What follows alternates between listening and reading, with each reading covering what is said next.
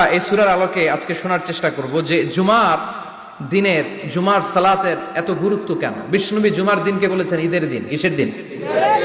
কথা বলেন। আমাদের দুইটা ঈদ আছে না, ঈদুল ফিতর, ঈদুল আজহা। এর পাশাপাশি জুমার দিনকেও বিশ্বনবী সাল্লাল্লাহু আলাইহি ওয়াসাল্লাম বলেছেন হাদা ইয়াউমুল ঈদ, হাদা ইয়াউমুন জাআলাহুল্লাহু লাকুম ঈদান। তাবারানির হাদিস। বিশ্বনবী বলেছেন এটা এমন দিন যে দিনটাকে আল্লাহ তাআলা তোমাদের জন্য ঈদের দিন হিসেবে ঘোষণা দিয়েছেন। পড়েন আলহামদুলিল্লাহ। আগামীকাল। দিনটা কবে? আগামীকাল। আল্লাহ তাআলার একটা বৈশিষ্ট্য হচ্ছে সুন্নাতুল্লাহি ফিত তাফদিল।